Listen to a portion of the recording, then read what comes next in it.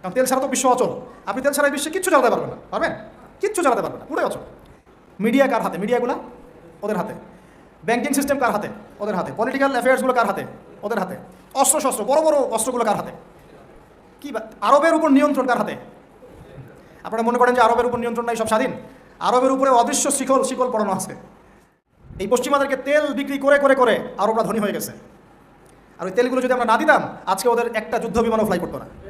আর আমাদের মুসলিম রাষ্ট্র মাশাআল্লাহ 57টা। আমাদের বক্তব্য এই পর্যন্তই। আমরা তীব্র নিন্দা জানাই, আমরা এই ঘটনার তীব্র নিন্দা জানাই।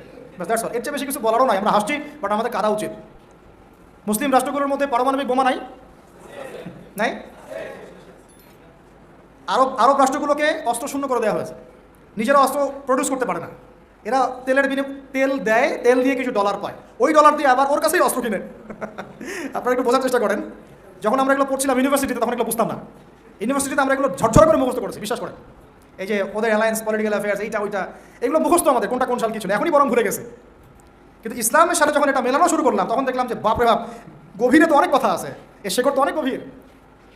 মানে বিষয়টা বোঝেন যে আমি তেল বিক্রি করব শুধুমাত্র ডলারে, অন্য কোনো কারেন্সিতে না। মানে ধরেন যে এই ব্রিফকেস ভর্তি টাকা আছে, কি আছে ভাই? এটাতে ধরেন যে 1 কোটি টাকা আছে। আর আমি গেলাম আবুধাবিতে। কোথায়? আবুধাবি। তো গিয়ে বললাম যে শেখ, এই যেখানে এই ব্রিফকেসে 1 কোটি টাকা আছে, নট ডলার, টাকা, আমাকে 5 লিটার তেল দেওয়া যায়? জীবনে আমাকে তেল দিবে না। এই বক্সটা আমি নিয়ে গেলাম টাকার জায়গায় ডলার দিয়ে। শেখ, আমার কাছে ডলার আছে 1 ব্রিফকেস, আমাকে এখন তেল দেওয়া যায়? অবশ্যই। কুল্লু খালাস, আসেন।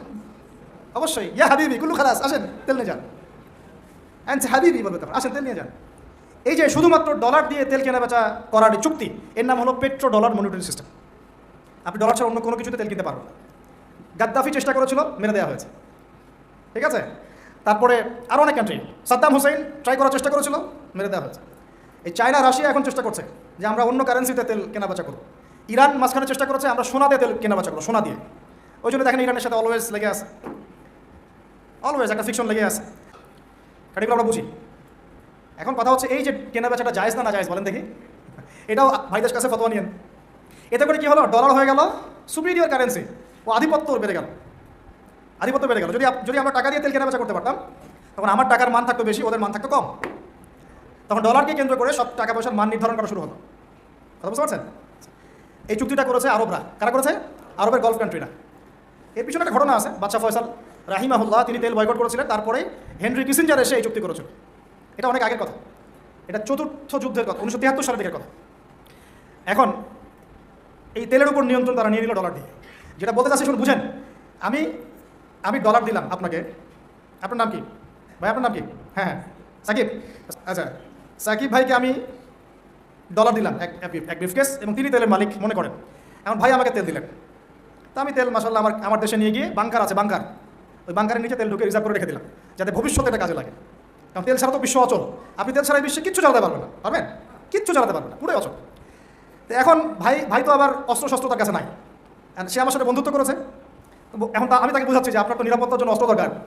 আপনার আশপাশে অনেক শত্রু আছে, ইরান আছে আপনার পাশে, যদি হামলা করে আপনার শত্রুরা তো অভাব নাই, তাহলে অস্ত্র কিনতে হবে না আপনার? ও বলছে হ্যাঁ কিনতে হবে। তো তাহলে অস্ত্র তো আপনি বানাতে পারেন না, সেই প্রযুক্তি আপনার নাই।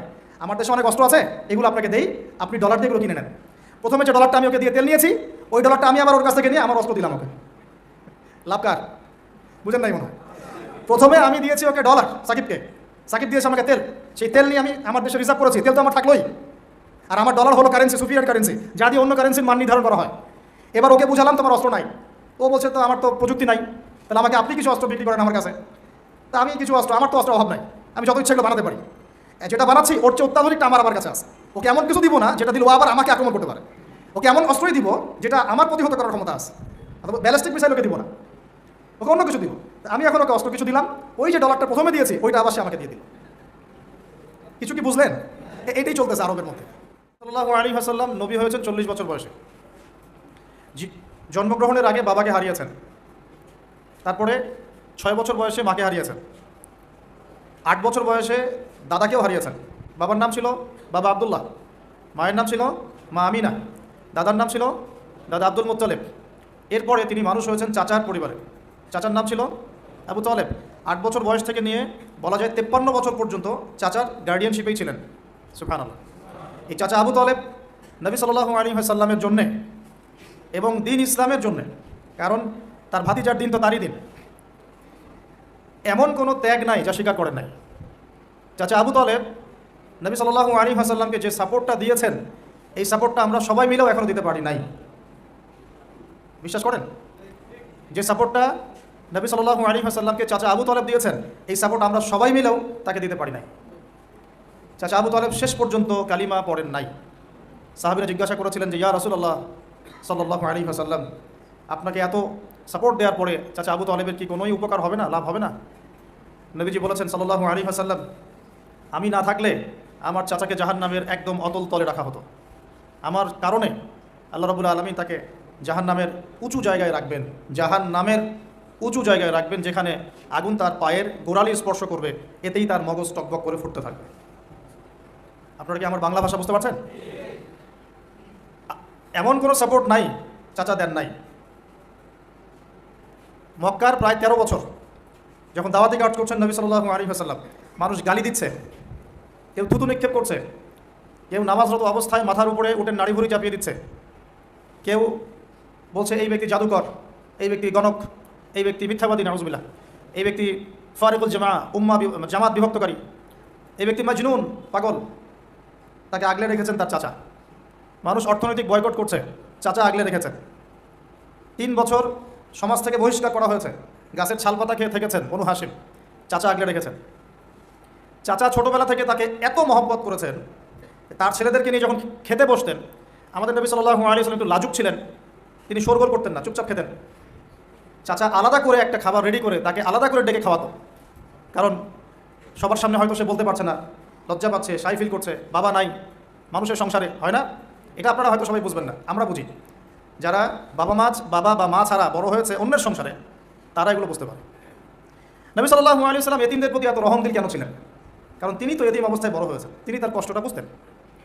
আমরা যদি এখানে যদি কেউ এতিম থাকেন, তিনি বুঝবেন এতিমের সাইকোলজি কেমন, তার চাহিদা কেমন, কষ্ট কেমন। চাচা আবু তালেব তাকে এত মহব্বত করেছেন, আমি ভাষায় প্রকাশ করতে পারবো না। আর আমরা চাচা আবু তালেব সম্পর্কে অনেক সময় আলোচনা করি, কিন্তু তার চাচির কথা ভুলে যায়। তার চাচির নাম ছিল ফাতিমা। কী নাম ছিল? এই নামে তিনি তার মেয়ের নাম রেখেছেন। এই ফাতিমা, তার চাচি, নবী সাল্লাল্লাহু আলাইহি ওয়াসাল্লামকে আলাদা করে ডেকে খাওয়াতেন, মহব্বত করতেন। তিনি কিন্তু তার সন্তান না, অন্য কারো সন্তান। একজন মেয়ের পক্ষে অন্যের সন্তান মানুষ করা চারটাখানি কথা না। সতীনের সন্তানই সহ্য করতে পারে না, আর অন্য মানুষের সন্তান নিজের মতো করে মানুষ করা একটা মেয়ের পক্ষে এত সহজও না। তো এই কাজটা চাচি করেছেন। আমি একটা জায়গায় আসতে চাচ্ছি, এত কিছু করার পরেও, সমাজের মানুষের অত্যাচার নির্যাতন সব থেকে ভাতিজাকে প্রোটেক্ট করার পরেও শেষমেশ তিনি কালিমা লা ইলাহা ইল্লাল্লাহ সাক্ষ্য দেন নাই। শেষ মুহূর্তে নবী সাল্লাল্লাহু আলাইহি ওয়াসাল্লাম বারবার বলছিলেন, হে চাচা, খালি কালিমা পড়েন, আমি আপনার জন্য আল্লাহর কাছে সুপারিশ করব। তিনি শেষ পর্যন্ত কালিমা পড়েন নাই। শেষমেশ তিনি বলেছেন যে না, আমি আব্দুল মুত্তালিবের ধর্মের উপরে থাকলাম, নাউজুবিল্লাহ। সারা জীবন সাপোর্ট দেওয়ার পরে কালিমা পড়ে মুসলিম না হওয়ার ফলশ্রুতিতে আল্লাহ নবীজি বলছেন আল্লাহ পাক তাকে জাহান্নামের উঁচু স্থানে রাখবেন। আমরা যারা মুসলমান, মুসলিম পরিবারে জন্মগ্রহণ করেছি, আমরা বা আমাদের মধ্যে বেশিরভাগ মানুষ এখনও এই নিয়ামতের শুকরিয়া আদায় করতে পারি নাই যে আল্লাহ পাক আমাদেরকে মুসলমান পরিবারে জন্ম দিয়েছে, কালিমা পড়ার তৌফিক দিয়েছে। আমরা সহজে যা পেয়ে যাই তার মূল্য বুঝি না। আল্লাহ পাক কি আমাকে জিজ্ঞাসা করেছিলেন যে আবু তাহাদ, তোমাকে মুসলিম বানাবো না মুসলিম বানাবো? আপনাকে কি আল্লাহ পাক জিজ্ঞাসা করেছেন, হে আব্দুল্লাহ, আব্দুর রহমান, তোমাকে মুসলিম বানাবো না মুসলিম বানাবো, তুমি কি চাও? আল্লাহ পাক আমাদেরকে জিজ্ঞাসা করেন নাই। নিজ অনুগ্রহে আল্লাহ পাক আমাদেরকে মুসলিম পরিবারে জন্ম দিয়েছেন। তো সেই মুসলিম পরিবারের মানুষ এখন কালিমা লা ইলাহা ইল্লাল্লাহের সঠিক মর্মও জানে না, তাওহীদও জানে না, শিরকও চিনে না, ইমানের রোকনগুলোও বোঝে না, ইমানের মূলনীতিও বোঝে না, ইমান ভঙ্গের কারণও বোঝে না, কোনো ক্ষেত্রে ওযু গোসলের মাসলা মাসাইলও জানে না, নামাজ পড়ার ফরজ ওয়াজিব সুন্নাত মুস্তাহাব বোঝে না, নামাজ পড়েও না। মাশাআল্লাহ, জুমার দিনে নামাজ পড়তে আসে অনেকেই, ঈদের দিনে প্রথম দেখা যায়, আর জানাজার নামাজে প্রথম দেখা যায়। আর দেখা যায় যারা এরকম নামাজ কালাম পড়ে না, তাদের জানাজা আবার 3-4 বার হয়। নামাজগুলো মনে বাকি শোধ করে পড়ে, রোজা রাখে না, জাকাত তো মাশাআল্লাহ প্রায় উঠে গেছে বললেই চলে সমাজ থেকে। বাংলাদেশের ধনিক শ্রেণীরা যদি জাকাত দিত, 10টা পদ্মা সেতু বানানো যায়। বিশ্বাস করতেছেন না? ধনীরা যদি সত্যি সত্যি জাকাত দিত, জাকাতের টাকা পদ্মা সেতুতে দেওয়া যাবে কিনা সেটাও একটা মাসালা আর কি। আমি একটা এক্সাম্পল দিলাম আর কি। জাকাতের টাকা তো এটা করা যাবে কিনা এটা তো একটা মাসালা, তাই না? জাকাতের খাত তো 8টা, ইন্নামা সাদাকাতু লিল ফুকারা ওয়াল মাসাকিন ওয়াল আমিলিনা আলাইহা ওয়াল মুআল্লাফাতি কুলুব ওয়া ফির রিকাব ওয়া ফি সাবিলিল্লাহ, এরকম কয়েকটা খাত আছে। আমি একটা এক্সাম্পল দিলাম, যদি বাংলার মানুষ ধনিক শ্রেণী ঠিকঠাক জাকাত দিত, বিশ্বাস করেন সমাজে আপনি দরিদ্র মানুষ খুঁজে পেতেন। জাকাত ভিত্তিক অর্থনীতি চালু আপনি করতে পারবেন না, রাষ্ট্রীয়ভাবে পারবেন না। বলে কেন পারবেন না? কারণ প্রত্যেকটা রাষ্ট্রের উপর জাতিসংঘের নিয়ন্ত্রণ আছে। আমি ভাই খোলামেলা কথা বলার মানুষ, যদি কারো পছন্দ না হয় কিছু করার নাই, আমাকে বলতে হবে। আপনি আমার সাথে একমত হন বা না হন, অ্যাটলিস্ট শুনেন, পরে সত্য মিথ্যা আপনি যাচাই করেন, মানা না মানা আপনার বিষয়। আমি জাস্ট বলতেছি, আমি তো আপনার মস্তক দখল করতে পারবো না, আমরা তো খুবই দুর্বল। আমি একটা কথা বলতে চাচ্ছিলাম, আল্লাহ পাক যে আমাদেরকে জিজ্ঞাসা না করেই মুসলিম পরিবারে জন্ম দিয়েছেন, এই নেয়ামতের শুকরিয়া আমরা আদায় করতে পারবো না। যদি সারা জীবন সেজদায় পড়ে থাকি এখন থেকে নিয়ে, আমরা শুধু তাওহীদের অনুসারী হয়েছি, এই কৃতজ্ঞতাই আমরা আদায় করতে পারবো না। আমরা দিনের জন্য কিছুই করি নাই, আমাদের দ্বারা ইসলামের বড় বড় খেদমত হয়েছে এমন না। আবু তালেব একা যা করেছেন, আমার মতো 100 জন আবু তালেব তা করতে পারে নাই, পারবে না, এটাই সত্য কথা। আবু তালেব কোন অবস্থায় করেছেন? যখন চতুর্দিক থেকে আল্লাহর নবীকে সবাই ছিছি করছে, গালিগালাজ করছে, হত্যার পর্যন্ত চেষ্টা করছে। পুরো সমাজ একদিকে, আবু তালেব একাই একদিকে। তার কাছে প্রস্তাব দেওয়া হয়েছে, তোমার ভাতিজাকে আমাদের হাতে তুলে দাও, নাহলে আমরা ব্যবস্থা নিব। সে বলছে, আমি আমার ভাতিজাকে তোমাদের হাতে তুলে দিব না যতদিন না আমার দেহ মাটির তলে না যাচ্ছে। হ্যাঁ, তিনি নবীজিকে গিয়ে বলছেন, আমার বৃদ্ধ কাঁধের উপর এত বোঝা দিও না ভাতিজা, আমার বয়স হয়ে গেছে, ওরা তোমাকে বলছে তুমি দাওয়াতটা ছেড়ে দাও। নবীজি বলছেন, আমার ডান হাতে যদি চাঁদ এনে দেওয়া হয়, বাম হাতে সূর্য এনে দেওয়া হয়, চাচা আমি দাওয়াত ছাড়তে পারবো না। হয় আমি এই পথে দাওয়াত দিতে দিতে আমার এই দিন বিজয়ী হবে, না হলে আমি হালাক হয়ে যাব। তখন কি হলো? তখন তিনি বললেন যে ওরা তোমার দিকে আসতে পারবে না দলে দলে, যতক্ষণ না আমি আবু তালেব দাফন হচ্ছি মাটির তলে। কথা বুঝতে পারছেন?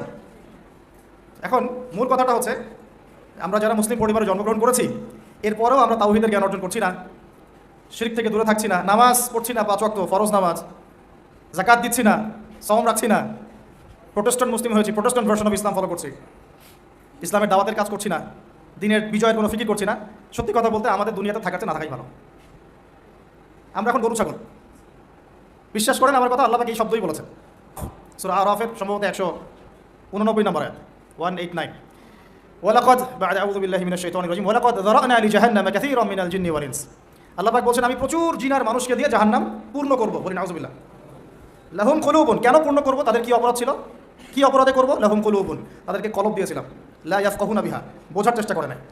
ওয়া লাহুম আযানুন, কান দিয়েছিলাম, লা ইয়াসমাউনা বিহা, শুনে নাই। ওয়া লাহুম আ'য়ুনুন, চোখ দিয়েছিলাম, লা ইউবসিরুনা বিহা, চোখ দিয়ে দেখে নাই, কলব দিয়ে উপলব্ধি করে নাই, কান দিয়ে বলেন শোনে নাই, চোখ দিয়ে দেখে নাই। উলাইকা কাল আনআম, এরা ছিল আনআমের মতো। আনআম কি? আনআম মানে গবাদি পশু, ক্যাটলস, গবাদি পশু। শুধু তাই না, বালহুম আদল, বরং এর চেয়েও নিকৃষ্ট ছিল। গবাদি পশুকে যে দায়িত্ব দেওয়া হয়েছে ও সেটা পালন করে, প্রত্যেক প্রাণীকে যে দায়িত্ব দেওয়া হয়েছে সেই দায়িত্ব তারা পালন করে কি না? না হলে আমরা এত বড় বড় বড় প্রাণীর সাথে কীভাবে পেরে উঠতাম? একটা গরু নির্দ্বিধায় জীবনকে সঁপে দিচ্ছে, বিদ্রোহ করছে না, করছে? তো আল্লাহ পাক এই কথা বলছেন, উলাইকা কাল আনআম, তারা হচ্ছে গবাদি পশুর মতো। বালহুম আদল, বরং তার চেয়েও নিকৃষ্ট। কারা? উপলব্ধি করে না, দেখে না, শোনে না। এখন আমাকে উত্তর দেন দেখি, আমাদের মধ্যে এখানে কোন ব্যক্তি আছেন যে চোখে দেখেন না, কানে শোনেন না, উপলব্ধি করেন না? আমরা সবাই চোখে দেখি। এই চোখে দেখি কি না? দেখতে পাচ্ছেন তো আপনি? কানে শুনতে পাচ্ছেন কি না? তাহলে আল্লাহ পাক কোন চোখের কথা বলছেন আর কোন কানের কথা বলছেন যেগুলো অন্ধ? বলেন। নিঃসন্দেহে অন্য একটা চোখ আছে, আরেকটা কান আছে, আরেকটা চোখ আছে, কান আছে, সেটা কোথায়? কলবে। তাহলে আবু জেহেল আল্লাহ নবীকে চিনতে পারছে না, আবু বকর রাদিয়াল্লাহু আনহু চিনতে পারছেন, তাহলে দুজনের তো বাইরের চোখ একই। কোন চোখ তাহলে অন্ধ আবু জেহেলের, যে কারণে আবু জেহেল আল্লাহ নবীকে চিনতে পারল না? বলেন। এখন বলেন, মুসলমান পরিবারে জন্ম নেওয়ার পরে আমরা যারা নামাজ পড়ি না, যাকাত দেই না, রোজা রাখি না, সামর্থ্য হয়েছে হজ করি না, জুমার দিনে আসি, ঈদের দিনে আসি, হ্যাঁ, সৎ কাজে আদেশ করি না, অসৎ কাজে নিষেধ করি না, কুরআন তেলাওয়াত করা শিখি না, রাসূলের সুন্নাহ মাফিক জীবন করি না, আর অর্থনীতি রাজনীতিতে গেলাম না, ওটা গেলামই না, বাদ, ওটা তো অনেক বড় স্কেল। তাহলে আমাদের কি চোখ আসলেই আছে, কান আসলেই আছে, কলব কি আসলেই জিন্দা, না সত্যিকার অর্থে আমরা গবাদি পশু হয়ে গেছি? আত্মপর্যালোচনা করতে হয় তো। আত্মপর্যালোচনা, মোরাকাবা মানে হচ্ছে আত্মপর্যালোচনা, নিজেদেরকে নিয়ে ভাবতে হবে তো। এখন আপনি আমাকে উত্তর দেন, যেই মুসলমান নামাজ পড়ে না, রোজা রাখে না, দাওয়াতের কোনো মেহনত নাই, দিন প্রতিষ্ঠার সংগ্রাম নাই, কোরআনও তেলাওয়াত করতে জানে না, আল্লাহর পথে সদকা করে না, তাওহীদের জ্ঞান নাই, শিরকের জ্ঞান নাই, সুন্নতের জ্ঞান নাই, বেদাতের জ্ঞান নাই, ঈমান ভঙ্গের কারণ জানে না, ওযু করার মাসালাও জানে না, এই মুসলমান সারা বিশ্বে মার খাবে না তো কারা খাবে? আমাকে বলেন, উত্তর দেন। আমার জানা নাই, আমি এগুলো বুঝি না, বুঝতে আসছি, আমি অনেক কিছুই বুঝি না, আর আমার বুঝের সাথে অনেক কিছু মিলে না। আমার বুঝ এইটা যে মার খাবো না তো খাবে কারা, এটা আমার বুঝ। এখনও যে আমরা বসে আছি এখানে খাই নাই সেটাই তো আল্লাহ পাকের রহমত। অনেক আগেই তো আল্লাহর গজব আসা উচিত ছিল। নামাজ তো আগেই ছেড়ে দিছো তুমি, জাকাত দাও না, রোজা রাখো না, রাসূলের সুন্নাতের কোনো খবরই নাই, প্রতিদিন ক্লিন শেভ করতেছো তুমি, আল্লাহ রাসূলের সুন্নাতকে জবাই করতেছো, প্রতিদিন করতেছো, পর্ন দেখতেছো, বাইকে করে মেয়ে নিয়ে ঘুরতেছো, ইউনিভার্সিটিতে গোল হয়ে বসে আসো মেয়েদের সাথে, অ্যাভেলেবল তো এগুলো হচ্ছে, অ্যাভেলেবল, মেয়েরা জেনা করতেছে। বহু ছেলে পেলে এখন বিয়ে তো কঠিন, এই জন্য এই পথটা বেছে নেয়, এই পথটা সহজ। 5 দিন 7 দিন একটা মেয়ে কিনে ঘুরলে দেখা যায় যে ওই বিছানায় চলে যাওয়া যায়। এখন তো এই যুগ চলতেছে। আগেকার সেই যুগ নাই তো, যে চিঠি দিয়ে প্রেম করে, লম্বা প্রেম হয়, পরে বিয়ে হয়। এখন সব দৈহিক সম্পর্ক, 1 মাস একজনের পিছনে, ওটা হয়ে গেছে, পরের মাসে আরেকটার পিছনে। ইউনিভার্সিটিতে জেনা আর জেনা, জেনা আর জেনা, এমনকি চাকরি ক্ষেত্রেও ফ্রি মিক্সিং, অফিস আদালত, কোর্ট কাচারি, রাজনৈতিক মিছিলে পর্যন্ত ছেলে মেয়ে একসাথে সামনে সব জায়গায়, এগুলো অধিকার। এই ফ্রি মিক্সিংয়ের কারণে কী হয়েছে, আমরা জেনাটাকে উন্মুক্ত করে ফেলেছি। এখন আপনি বলেন যে, আমাকে বুঝান যে এইরকম অবস্থায় মুসলমানদের উপরে যদি বিপর্যয় না আসে, কোন সময় আসবে? আসে নাই, আল্লাহ পাকের খাস রহমত। হয়তো আল্লাহ পাক এখন পর্যন্ত সুযোগ দিয়ে রেখেছে। উপলব্ধি যে সবাই করে না এমনও না, বহু মানুষ উপলব্ধি করে, কিন্তু তাদের সংখ্যা নিতান্তই কম। আর তাদের মধ্যে আবার বিভক্তি আছে, অনৈক্য আছে, আপোষে হিংসা, বিদ্বেষ, পরশ্রীঘাতরতা আছে। তারা আবার ইউনাইটেড না। তো বদরগঞ্জবাসীর জানা উচিত যে বদরের যুদ্ধ হয়েছে 2য় হিজরিতে। কত হিজরি? 2য় হিজরিতে। আল্লাহ নবী সাল্লাল্লাহু আলাইহি ওয়াসাল্লাম এই চাচার সংসারে মানুষ হয়েছেন প্রায় 53 বছর পর্যন্ত। এই চাচাই তাকে বিয়ে দিয়েছেন 25 বছর বয়স। তার আগে চাচার ব্যবসা তিনি সামলেছেন। ওই ব্যবসার এক কাফেলা খাদিজা রাদিয়াল্লাহু আনহার অর্থ ছিল। এই ব্যবসা দিয়ে তাকে টেস্ট করলেন, দেখলেন আমানতদার, সুদর্শন, মাশাআল্লাহ উন্নত চরিত্রের মানুষ, উন্নত রুচিবোধের মানুষ, আল্লাহ আমিন, বিশ্বস্ত। বিয়ের প্রস্তাব পাঠালেন, চাচা বিয়ে দিয়ে দিলেন। তার সাথে খাদিজা রাদিয়াল্লাহু আনহার সাথে। তখন তার বয়স কত ছিল? 25। তার বয়স কত? 40। আর আমাকে এই সেকুলার সমাজকে আমরা বলতে চাই, আমি বলতে চাই অ্যাটলিস্ট, মনে করেন কথার কথা যে আমার স্ত্রীর বয়স 40, আমার বয়স 25। কারণ আমরা একে অপরকে মহব্বত করি, ভালোবাসি, আমরা সংসার জীবনে হ্যাপি, সুখী, এবং আমাদের সন্তান সন্ততিও হচ্ছে। এমন না যে আমরা মেডিকেল সায়েন্সের ভাষায় এইদিকে আমরা অক্ষম। মহব্বত আছে, দুজনকে পেয়ে সুখী, একে অপরকে ভালোবাসি, সন্তান হচ্ছে। আপনার কোনো সমস্যা? আমি আমার এই ম্যারিড লাইফে আমরা হ্যাপি, আপনার কোনো সমস্যা? আমার স্ত্রীর বয়স 40, আমার বয়স 25। মনে করেন আমার বয়স এখন 32-33 হবে আর কি, সূর্যের হিসেবে, কিন্তু বয়স কিন্তু ফিক্স হয় চন্দ্র হিসাবে, আমরা সূর্য হিসাব করি। এখন ধরেন আমি একটা বিয়ে করলাম, ধরেন তো স্ত্রীর বয়স মনে করেন 16 বছর। কত? মনে করেন 16 বছর। 16 বছর একটা মেয়ের কি হায়েজ হয়? হায়েজ বোঝেন? আচ্ছা, সে কি সন্তান জন্মদানে সক্ষম? সে কি ম্যাচিউর, ফিজিক্যালি স্ট্রং? এখন ওর বয়স 16, আমার বয়স 32। এখন ও আমার সাথে হ্যাপি, আমি তার সাথে হ্যাপি, সন্তান জন্ম হচ্ছে, দুজন সুখে আছি, মহব্বতের সাথে আছি, সুস্থ আছি, কোনো সমস্যা আপনার? তো এই হলো অবস্থা, সার্কাস। এখন এই 16 বছরের মেয়ে, আপনার মেয়ে, আপনি বিয়ে দিতে পারবেন না। বলবেন যে আপনি রাষ্ট্র আইনের বিরুদ্ধে কথা বলছেন। না, আমি বিরুদ্ধে কথা বলছি। আমি বুঝাচ্ছি যে এটা কতটা অসার একটা আইন। 16 বছরের একটা মেয়ে যদি জেনা করে, আপনি উৎসাহিত করছেন। 16-17 বছরের মেয়েরা জেনা করে না? স্কুলে, কলেজে, বিশ্ববিদ্যালয়ে, এইখানে ওইখানে, এর বিরুদ্ধে আপনার ব্যবস্থা কি, অ্যাকশন কি? কিন্তু 17 বছর একটা মেয়ে যদি বিয়ে করে, আপনি তো কাজীকে ধরে জেলে দিয়ে দিবেন একেবারে। এখন বলেন এটা কি আমি মানতে বাধ্য? এখন জোর করে চাপাই দিলেন, ল করে দিলেন, মানতে বাধ্য হয়ে গেলাম। তা আসলে কি কোরআন সুন্নাহ সমর্থিত হলো? এখন জবাব দিবেন আল্লাহর কাছে আপনি? জনগণ কিছুই বলতে পারবে না। আমরা শুধু জ্ঞানতাত্ত্বিক একটা ডিবেট করলাম এবং আপনাকে দেখালাম যেটা একটা অসার। তারপরেও যেটা হয়েছে হোক, অ্যাটলিস্ট বিয়েটা সহজ করলে ভালো হতো। বিয়েটা কঠিন হয়ে গেছে, এই জন্য এটা জেনার রাস্তা বেছে নেয়। তো আমরা জেনাকে উস্কে দিচ্ছি। আরে ভাই, 16-17 বছর তো দূরের কথা, এখন 13-14 বছরের মেয়েরাই দেখবেন ঠিক নাই। আপনি মনে করেন এখনকার স্কুল কলেজের মেয়েগুলো খুব দুধে ধোয়া তুলসী পাতা। যখন 15 বছর আগে যে যুগটা ছিল, 20 বছর আগে, আর এখন তো আর অনেক আপডেটেড। এখন ওরা ওইসবে বিশ্বাসী না, গল্প করে যে কার কয়টা। কোনো ভাই হাসেন না, কোনো ক্ষেত্রে মাদ্রাসাও এ থেকে মুক্ত হয় নাই। আমাদের দিকেও তো বলতে হবে, ইনসাফ করতে হবে। তো বহু মাদ্রাসাতেও জেনা ঘটনা ঘটছে এখন, কারণ এটা পর্নোগ্রাফির যুগ। কিসের যুগ? একজন টিচার যদি কোরআনে হাফেজ হয়, আলেম হয়, এবং একই সাথে যদি পর্নে এডিক্টেড হয়, সেই ব্যক্তির দ্বারা ধর্ষণ হতে পারে, যদিও সে হাফেজ, যদিও সে আলেম, যদিও সে দায়ী, ওয়েভার হিজ। এরকম ঘটনা ঘটছে, হয় না ভাই? আমি কি বানায় কথা বললাম? যেই করুক এটা পাপ। শাস্তিও আবার কি? ধর্ষণের শাস্তি কি? ইসলামের শাস্তি কি? মৃত্যুদণ্ড। কয়টা কার্যকর করতে পারবেন আপনি? তো সব দিকে সমস্যা। আমি যে পয়েন্টে আছে এখানে চলে আসেন। তার বয়স তখন 40, আমাদের নবীজির বয়স 25। ম্যারিড জীবনে হ্যাপি, 6টা সন্তান হয়েছে। কয়টা? আর নবী সাল্লাল্লাহু আলাইহি ওয়াসাল্লাম খাদিজা রাদিয়াল্লাহু আনহার কাছ থেকে যে মমতা, যে ভালোবাসা, যে সাপোর্ট পেয়েছেন, এটা বিরল। এই যুগে এমন মেয়ে পাওয়া হয়তো বা সম্ভব না, কারণ এই যুগে তো আমরাও সাহাবীদের মতো না। আমরা যদি সাহাবীদের মতো না হতে পারি, আমরা মহিলা সাহাবীদের মতো স্ত্রী আশা করি কীভাবে? মাশাআল্লাহ, এখন নবী সাল্লাল্লাহু আলাইহি ওয়াসাল্লামের কাছে সমাজের জাহিলিয়াত ভালো লাগে না। তো বোঝার চেষ্টা করি, কি জাহিলিয়াত ভালো লাগে না? তিনি দেখেন যে মক্কার মানুষ মূর্তি পূজা করে, তিনি দেখেন মক্কার মানুষ সুদ খায়, মক্কার মানুষ জেনা করছে, মাদক খাচ্ছে, হানাহানি মারামারি কাটাকাটিতে আছে, তার এগুলো ভালো লাগে না।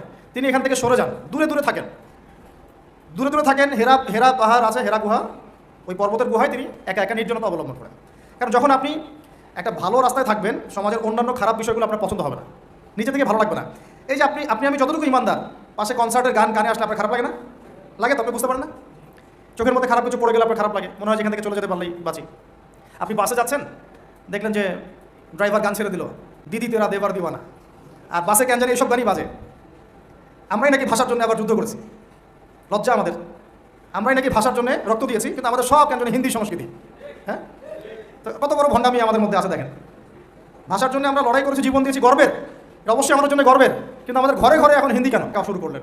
একা থাকতে থাকতে ওই সময় তিনি যেভাবে ইবাদত করতে পারতেন সেভাবে ইবাদত করেছেন। আগেও ইবাদতের কিছু সিস্টেম ছিল, কারণ আরবের মানুষরা দাবি করতো তারা হচ্ছে মিল্লাত ইব্রাহিমের উপর আছে, বিকৃত, কিন্তু ওরা মনে করতো আমরা ইব্রাহিমের ধর্মের উপরেই আছি। এখন 40 বছর বয়সে নবী সাল্লাল্লাহু আলাইহি ওয়াসাল্লামের কাছে প্রথম ওহীটা চলে আসলো।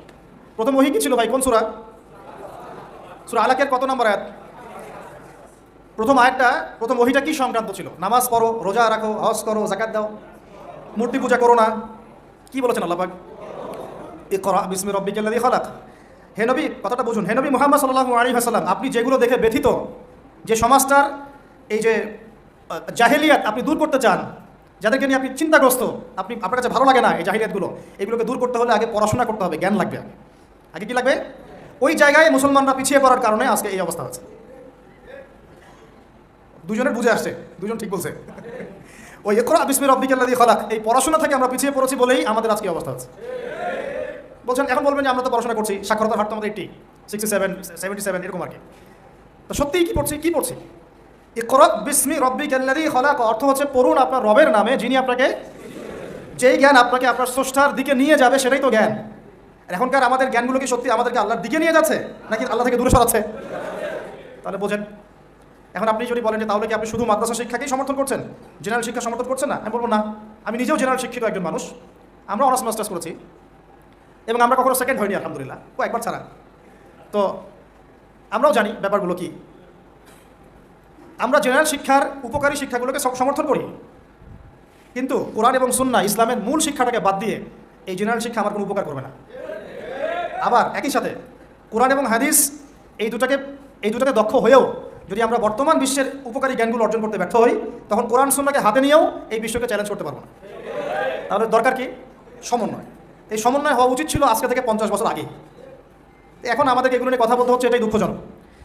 যেখানে শিক্ষা প্রতিষ্ঠান আছে, রাষ্ট্রীয় নিয়ন্ত্রণাধীন প্রতিষ্ঠানে হয়তো আপনি ইন্টারফেয়ার করতে পারবেন না, কিন্তু ব্যক্তিগত উদ্যোগে যত শিক্ষা প্রতিষ্ঠান আছে এগুলোতে ইসলামিক শিক্ষা এবং জেনারেল শিক্ষা দুটাকে সমন্বয় করার চেষ্টা করেন। আল্লাহ পাক তৌফিক দান করুন। দেখবেন আগামী 10 বছরের মধ্যে একটা আলোকিত প্রজন্ম গড়ে উঠবে ইনশাআল্লাহ। আমার ছেলে বাংলা, ইংরেজি, অঙ্ক সব শিখবে, এদিকে হাফেজে কোরআন হবে, আরবি ভাষা শিখবে, আরবি ব্যাকরণ শিখবে, হাদিসের ইবারত পড়ার যোগ্যতা অর্জন করবে, মোতাআলা করবে। মাশাআল্লাহ, একদিন দেখা যাবে সে কোরআন সুন্নাহর জ্ঞানেও দক্ষ হয়েছে, এদিকে সে ডক্টর হয়েছে, মাশাআল্লাহ, সে ইঞ্জিনিয়ার হয়েছে, পাইলট হয়েছে, সেনাবাহিনীর মেজর কর্নেল হয়েছে। সম্ভব না? অনেক ডক্টর দেখবেন যে 50 বছর বয়স হওয়ার পরে ইসলামের দিকে এসে চর্চা করা শুরু করে, তারপরে দিনের দিকে হেদায়েত হয়ে দিনের উপকারে কাজ করছে। অনেক ইঞ্জিনিয়ার সাহেব কাজ করছেন, অনেক আর্মি অফিসার, র্যাবের, পুলিশের,